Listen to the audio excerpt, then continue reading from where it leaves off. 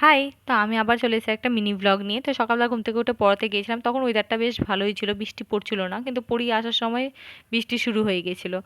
আর এখানটাতে এক পেটি আম এসছে। যেহেতু আম আমাকে খুব ভালো লাগে। তাই জন্য আমি এটা ভাবলাম একটু ক্যাপচার করে দিই তোমাদের সাথে। আর দেখো বললাম না বৃষ্টি শুরু হয়ে গেছে, মানে ভালো বৃষ্টি শুরু হয়ে গেছিল।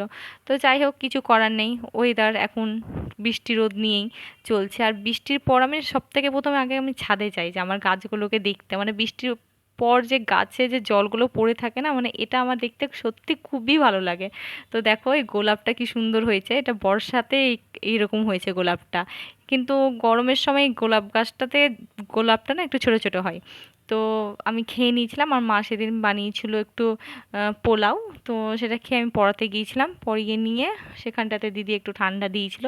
তো সেটা খেয়ে নিয়ে আমি মায়ের একটা শাড়ি ছিল আয়রন করতে দেওয়ার জন্য, তো সেটা মানে পিক আপ করার ছিল, তো আমি নিয়ে নিয়েছিলাম। আর দেখো সেদিন বিকালেও বৃষ্টি, মানে সেদিন বৃষ্টি বৃষ্টি ওয়েদার, মানে কি করব, কিছু করার নেই, কোনো কাজ তো আর থেমে থাকবে না। তো আমি সেখান থেকে শাড়িটা পিক করে নিয়ে আর একটু চপ নিয়ে বাড়িতে ফিরি। আর বর্ষাকালে একটু বৃষ্টির দিনে এগুলো খেতে ভালো লাগে না, চপ, তারপরে হচ্ছে সিঙ্গারা। তো সেটা নিয়েই আমি বাড়ি ফিরেছিলাম। তো ভিডিওটা কেমন লাগলো জানাইও। Thank you for watching.